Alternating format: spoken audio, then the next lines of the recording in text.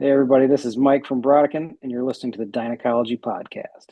Do you ever fantasize about being killed?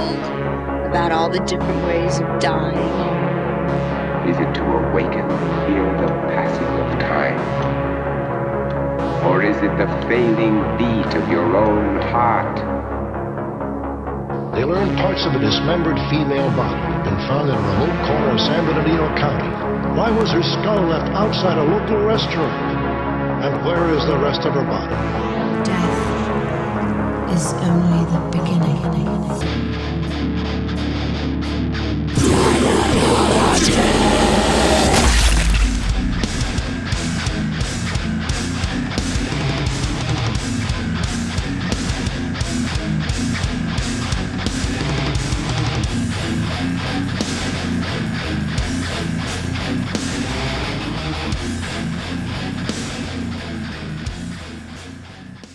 Corey Gore Christ, DIEnecology Podcast. I'm your DIEnecologist. We are here with Mike Bailey of Brodequin. So good to have you, man. How are you? Doing great, man. Thanks for having me. Yeah, man. And Harbinger of Woe came out March 22nd on Season of Mist. I gotta say, it's my favorite record so far this year. I've been waiting, 20 long years for new Brodequin, and you guys definitely just took the throne back, so we're excited. If anyone hasn't Thanks, got I'm a glad you chance to dig it. listen to it, definitely check it out. And I guess before we get into the blood and guts of what we do here, we'll get into a little bit about just the release itself, so we can talk about that. Sure. So just a little bit about the record, lyrical themes. It's a pummeling record, man. It's like I couldn't, you know, what to expect from Brodequin, but 20 years later, you just don't. It's just all anticipation. So once I heard the record, I was like, Jesus Christ. I mean, the guys didn't miss a beat. So Well, luckily, I guess for better or for worse, that's just the way I write music. yeah, So, like it wasn't going to come out any other way, you right, know? yeah. So yeah, let's talk a little bit about the process. I know you guys dealt with a lot in those 20 years and took a long, break.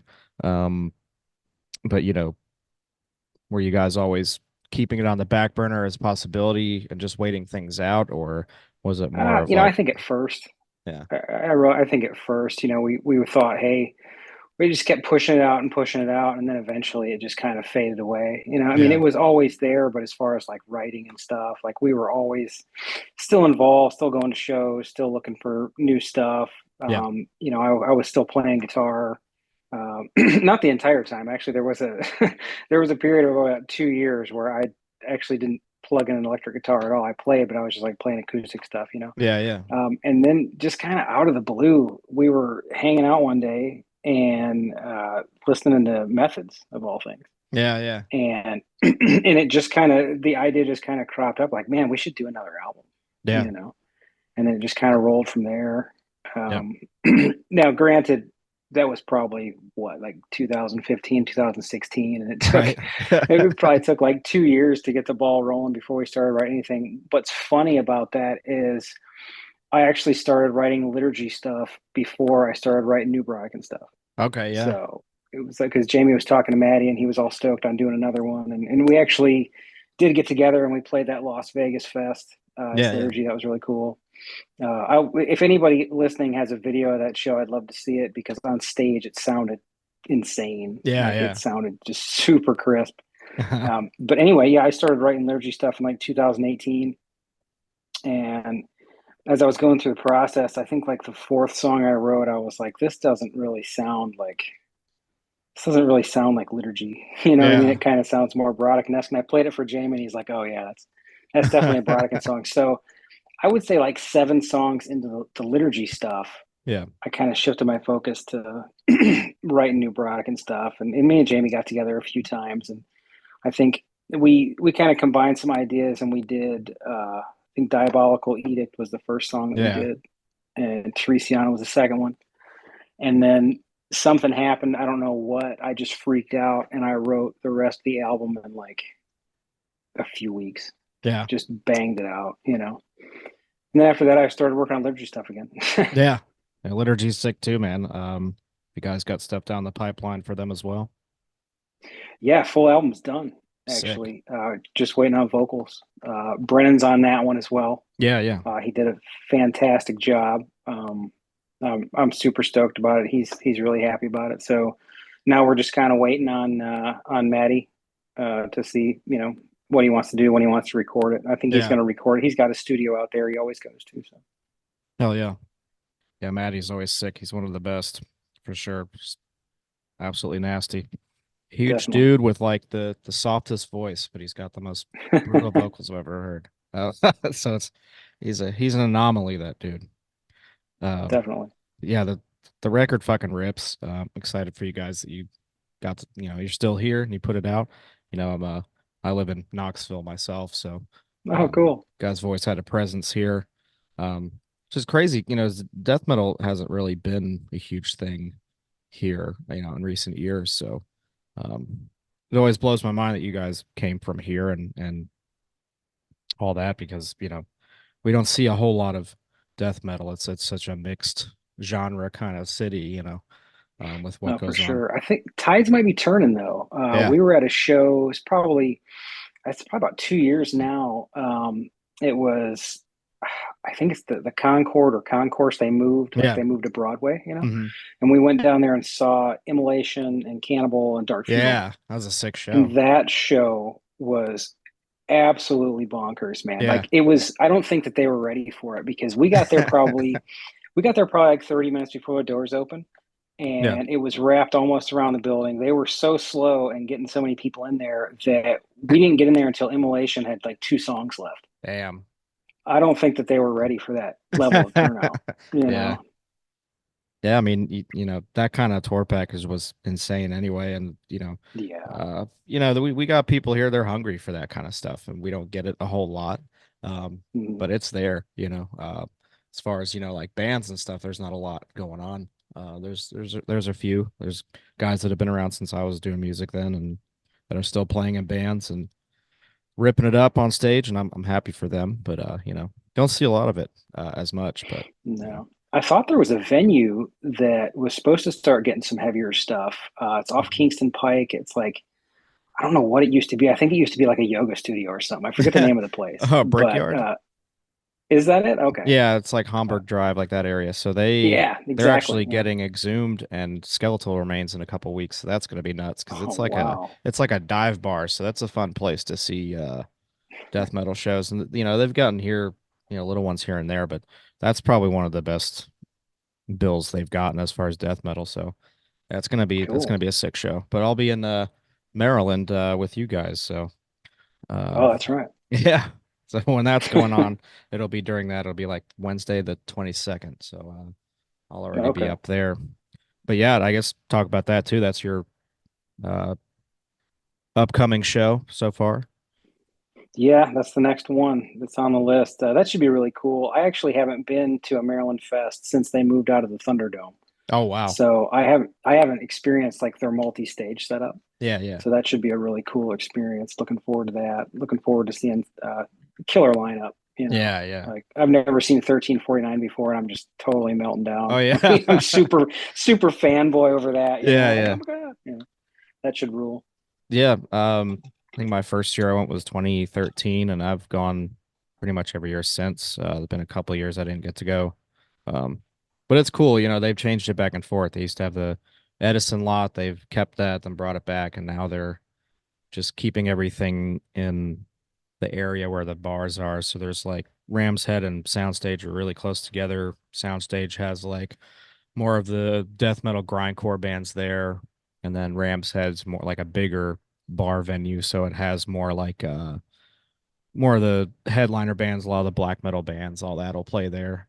And then now they have this outdoor stage right there that they kind of put in a couple of years ago, and a lot of the headliners play there. Like a couple of years ago, Obituary played there, and this was when they, right after COVID, so they still had like they were trying to keep capacity levels on the outside, and it was like pouring rain and we were like by the barricade, we're just waiting on people to get in, and then eventually had to be thousands of people behind me, and they just said fuck it, and they started they just barreled through the barricade and went into the show. So I was, I Wow. kind of had to get forced in with the horde behind me. It was pretty crazy overall. So always That love sounds like Maryland and the metal takeover of the city. It's always fun. Just Yeah, it's see. pretty wild. I never would have assumed Maryland would be like a place for a show that size. Right, Like yeah. when we had first, because we did the first one and the second one, and I think we were at the third and fourth one, just like set up a booth and Yeah. hung out and stuff like that. And the venue did change beyond. It was Thunderdome, I think, for the first two, Yeah, and yeah. then it went to a place that I can't remember the name of. Mhm. Speaking of rain, that all the vendors were outside, Yeah. and it started pouring. Yeah. And actually, Necroharmonic saved the day. He was walking around. He was walking around with like sunscreen and tarps, helping everybody out. It's pretty Yeah. cool. Nice.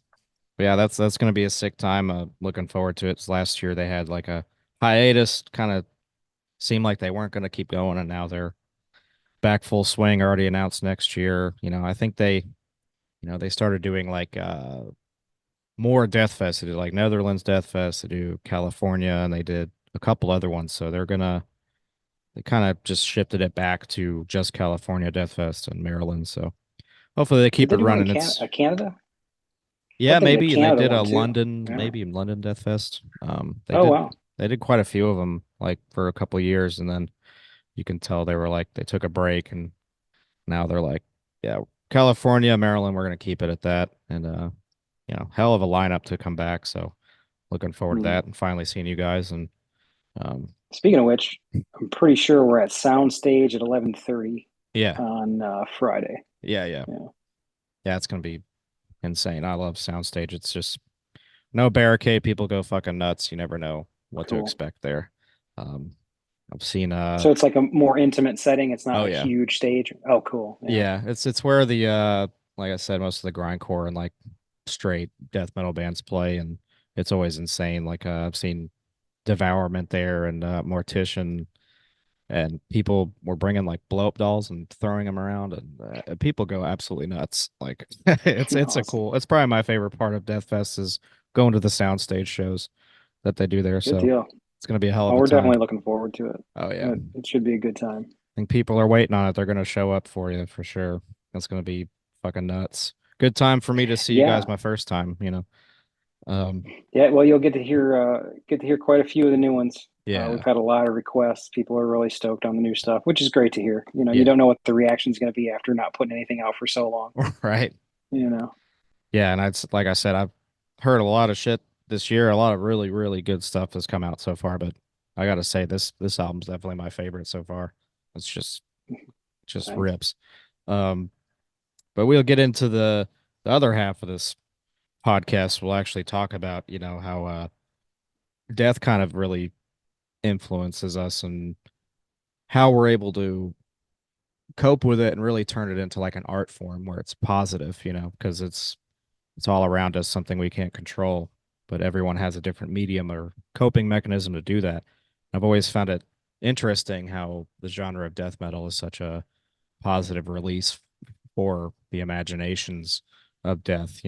People on the outside are like, these people are fucking nuts, which maybe we are a little Right. bit, but even with the new album itself, it talks about the beauty of death and which I think is a really cool concept.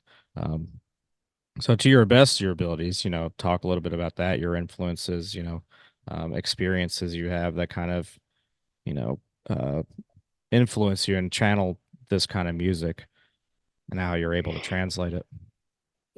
As far as musically, I can't speak. I guess I could, but I don't want to steal anybody's thunder here. Jamie is the lyrical master of Yeah, yeah, Brodequin. of course.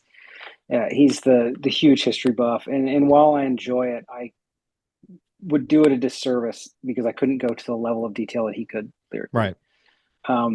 Musically, I guess what influenced me is just that it's that same cliched story of where you're a kid and you hear some metal and you're like, that's great. And you keep looking for the next thing, like, Yeah. what's the next thing? You know what I mean? Like, oh, Iron Maiden's awesome. Wait, Anthrax is pretty fast, oh God, and then you just keep going and going and going. And we were really, really fortunate that, Jamie, we moved around a bunch. And Yeah. when we lived outside of Pittsburgh, Jamie ended up running into a guy named Jeff.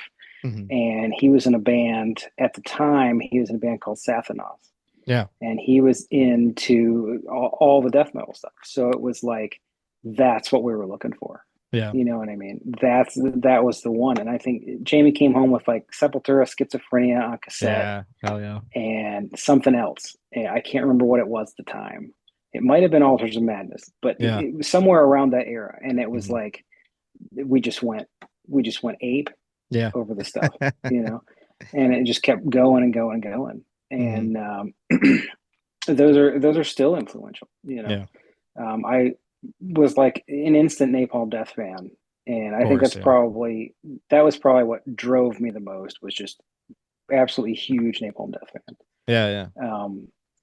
I know they get a lot of flack because they've changed up their style quite a bit over the years. You got all the diehards like, oh, if it's not Scum, it's not Napalm Death. It's whatever. They put out amazing stuff, and it's just in a different form. Yeah.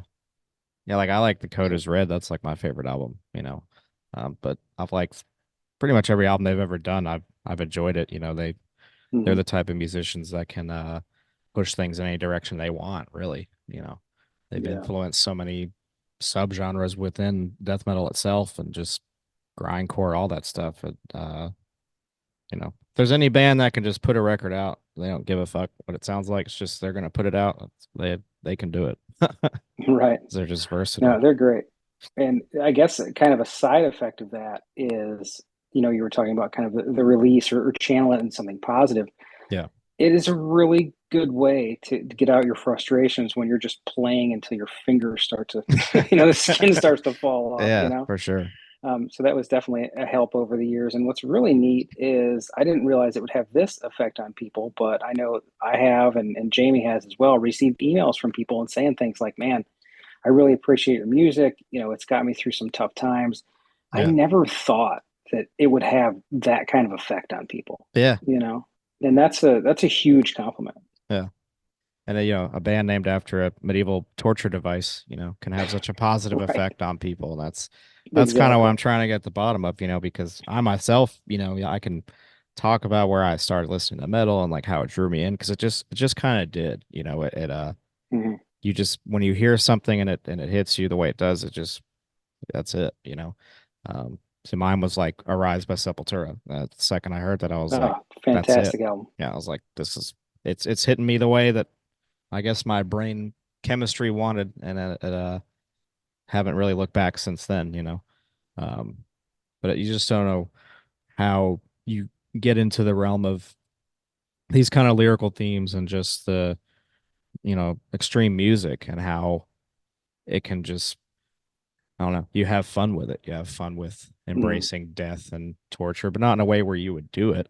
It's already happening. Yeah. I think that's what, I guess, we'll call them the normies. They don't really get, it's not like we're talking about acting these things out. None of us have any fantasies to kind of do this in reality. It's just it's subject matter, it's art form. It's kind of taking a step back and being like, wow, I can't believe this actually happened. You know what I mean? And kind of going over it. Right. But it's funny. I am to the point, and I've actually been this way for many, many years. I don't even tell people I play. Yeah. Because that leads into the conversation of what do you play? Right. You know what I mean? And eventually they might want to hear it, and I don't want to go down that road. You know what I mean? I don't I'm not explaining this to you. You know what I mean? You either get it or you don't get it. And if you don't get it, I don't care. You know what I mean? Yeah.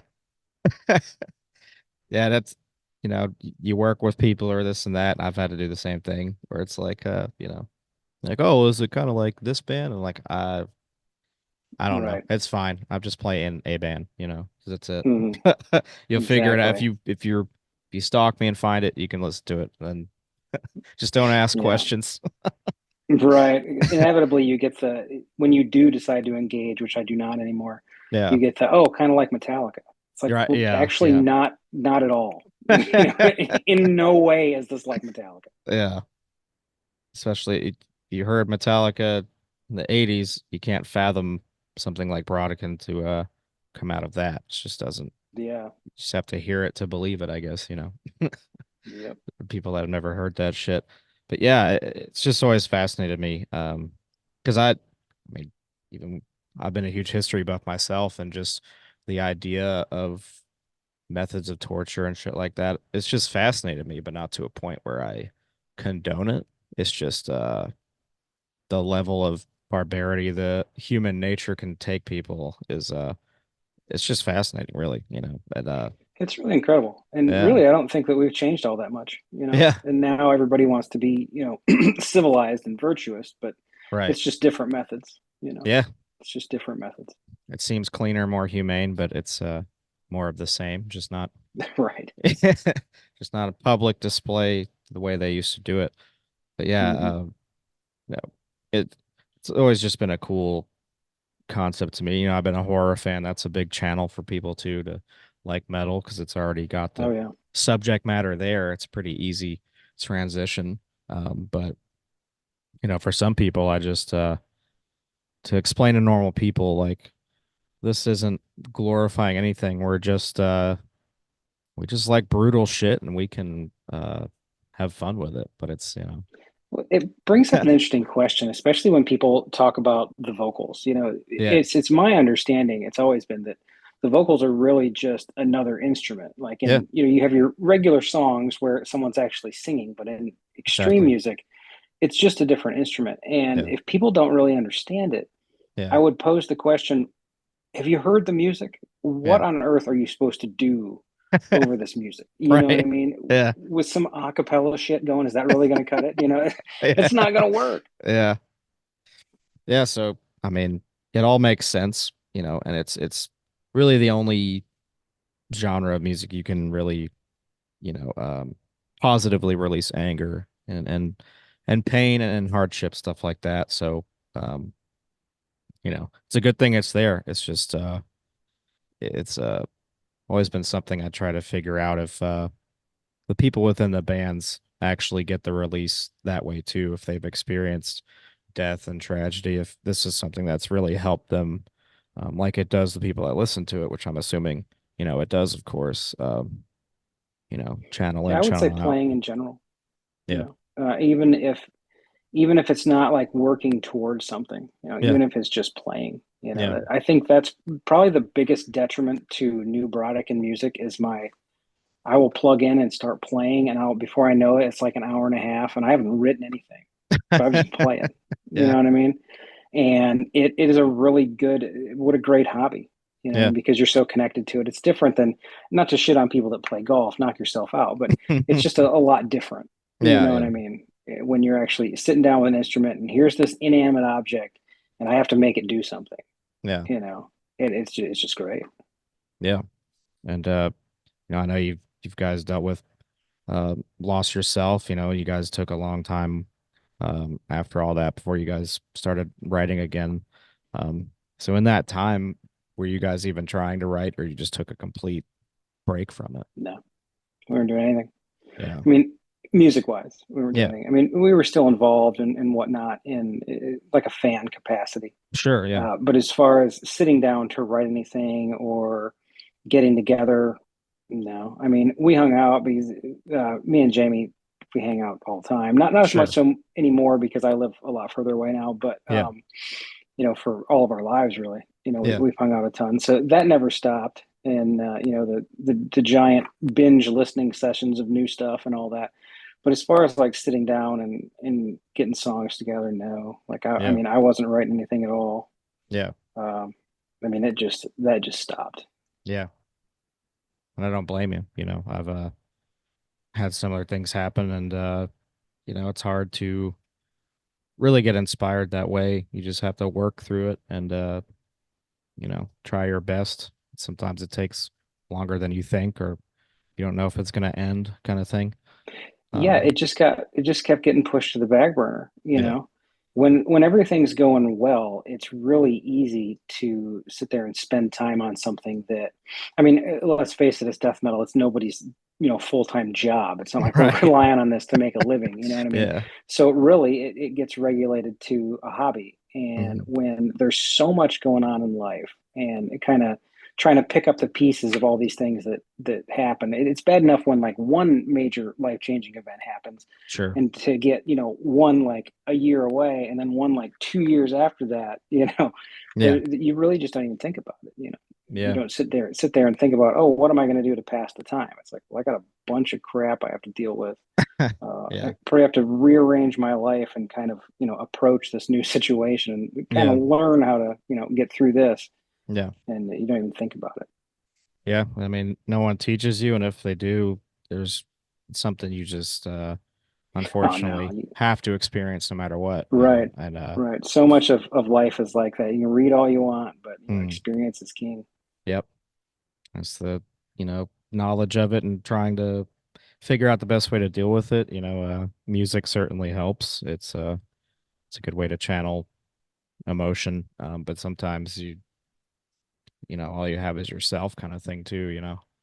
Hmm. So it's I would good to, say music definitely does get me through a lot of stuff. Not necessarily the playing of it, but it's right. just a constant. I mean, I Yeah, always have it around. it's true. Really never go anywhere without it. Like Yeah. I keep a thumb drive in my car with like 2,500 songs on it, Yeah. that I can just keep on random, Yeah. So I've always got something. Yeah. It's therapy in a way, it's a good release. It's you know, something we all have and we have in common. That kind of brings people together too. That's the good part of this genre too. Is just I feel like a lot of the fans are people that are different, kind of weird, uh, nerdy for sure, but they have a place, and can channel their emotions. And some of the happiest people I've met are just death metal fans. So it's kind of crazy to think about, but in a way, it's not. They go out there and From the outside, I could see that. yeah, You yeah, look at the album covers alone on most bands, and normal person would just be horrified. yeah, You know what I mean? exactly. And here I was at 10 putting the Butchered at Birth album cover on my wall or something. My mom comes in and I was is in the like, same boat. yeah, she's like, Yeah. what the fuck is that? I was like, that's We were Cannibal really Corpse. lucky that our parents were totally cool that Yeah. they got it right away what it Hmm. was. You know what I mean? They Yeah. were like, it's this fantasy, silly, kind of like a horror movie thing. Yeah. No big deal. And that was super helpful because I couldn't imagine having to deal with that Yeah. angle. It's already a different enough thing without having, parental pressure saying, "Ooh, this Sure. is, Yeah. devil music or whatever." Without feeling like, we have something wrong with us. Like, well, I think to a degree, maybe, but it's not like it's not like we need to be locked up or anything. We, Right. we have the outlet right here. It's just, it's a little different. It's more Hmm. in your face and reality, and also fantasy, whatever. But it's fun. It's weird to say, but death metal's fun. The gore and It brutality, the way is. they portray it's fun. It's not, because if in real life, it's fucking horrifying. Exactly. It's not fun anymore. It's like this is Hmm. real. But when you have a zombie eating his own guts, or something like that, or Classic. it's fun. Then it becomes more campy, more horror, and even like comic, if you will, comic style. Hmm. Uh, Brodequin talking about real shit. History is exciting, and it's fascinating to learn about. So when you have bands like you guys, or even like Nile, for instance, you're getting like historical, you know, uh, exaggerations and real time things that happen.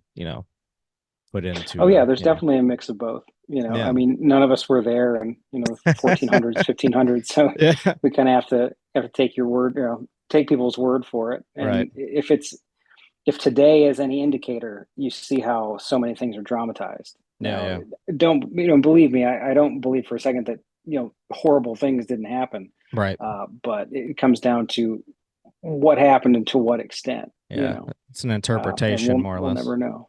Yeah, Yeah. we'll never know. But So so the closest we get, you watch the History Channel or listen to Brodequin. You'll come pretty There you go. close. Mhm. So, but yeah, the album's fucking sick, and definitely my favorite one so far. I'm happy you guys are back. It's been 20 years, so I think the reception I've had around my friends and just seeing online and everywhere else that everyone really loves the record as well. So, Yeah, the reception that I've seen has been absolutely ridiculous. Like I yeah, had no idea, no yeah, idea. And it was the same way before the album came out when we were going and playing shows. yeah. Like we went down and played the Gordon the Heart of Texas Fest, Hmm. and I guess that was. I'm trying to think if that was before or after we did that little EP. I can't remember, Yeah, but people were freaking out. I mean, yeah. so many people came up and talked, and they just talked my ear off about the old albums, and I was just like, "Wow, I can't believe you care." You know what I mean? Yeah, It's yeah. fuck. I mean, even at the time, I was like, "Is anybody really listening to this?" Oh, what the hell? Let's just play it anyway. You know what I mean? Uh, Right. but people are loving it, which is Oh yeah. great. It's super rewarding. Yeah. Especially, what you guys have been through and as long as it's been since you guys came back, it's like I said earlier, it's like you never left. It's just here we are again, and people were waiting, so that's pretty cool. Which is crazy, and I love it, Yeah. and we appreciate it Yeah. more than we definitely appreciate it, Yeah. and it's nice to see that reaction of people are hearing it, and it's like, wow, they really never stop. It's just a better production now. Yeah. You know what I mean? And it Exactly. really is. I mean, Yeah. I guess there's a few different elements, but not really. You know Yeah. what I mean? Slow down a little bit, layer a few guitars on there, but it's still us. Yeah. It's nasty, and I think the death metal world has been lacking without you. So it's good to have you back. And look forward to seeing you guys soon and what's next for you. You have anything coming up after Maryland? We have a show in Indiana that I can't remember the name of. Uh, there's like a 1-day fest in Indiana, and I Okay. cannot remember the name of it, but we're playing that, and Okay. it's November, Okay. like November 1st, might be September. I don't know, man. Like I'll throw it on when a it comes video. when it comes to booking and stuff, Yeah. like I'm really just kind of like, I don't know. I'm more like yay or nay. Like here's my Yeah. opinion on it. You know what I mean? Usually Jamie will approach me about it. Like he'll send me and Brennan a Yeah. text or something. Like, hey, we got this. What do you think? And we'll kind of get the lowdown. But Hmm. I'm just like, I'll show up and play. Yeah. Tell me when and where. I'll Yeah. be there. So I don't know. For some reason, it just doesn't stick in my memory. Like if it's not on my calendar, it doesn't exist. I swear. Right. Yeah, I'm the same way. I actually scheduled, the 2 interviews today, and then I forgot I had another one in between. So I was like, well, shit, I guess I got 3 interviews today. I didn't put that middle one on my calendar, so I was lucky that I checked it out and remembered. So Yeah, this was memories. kind of last minute for me. Yeah. I'd heard. I think Jamie was initially going to do it, but he couldn't do it, and Yeah. then Brennan was going to do it, and I was like, well, shit, I'm not. In the evenings, I generally don't have anything going on. I'll do it. Yeah. What Hell the yeah. hell? I didn't know you were in Knoxville. That's funny. We could have done it Yeah. Eastern time. Right. Yeah. Well, I appreciate you either way, man. And like I said, the album's killer. Proud of you guys. Happy for you guys. Glad you're back, and we'll definitely see you in Maryland. Excited to finally see you guys, and represent Knoxville while I'm there. I guess we got a couple other people coming from here too, so we'll That's cool. definitely show out. But yeah, man, this has been awesome. I really appreciate your time and for coming on last minute and doing this with me. Anytime, man. I really appreciate it. I guess it goes back to what I was saying earlier. Like, I'm surprised anybody noticed. You know what I mean? Like, Right. we've been doing this for a long time, stopped for a long time, and all of a sudden, like, here we are. Yeah. And people want to hear about it. People want to hear about it. I'll talk about it. Yeah. I'm happy to. Hell yeah, dude. And thank you so much. Hope you have a good rest of your night, and we'll see you in a couple weeks up in Maryland, man. Yeah. I'll see you then, dude. Yeah. Thanks Thank you so again. much.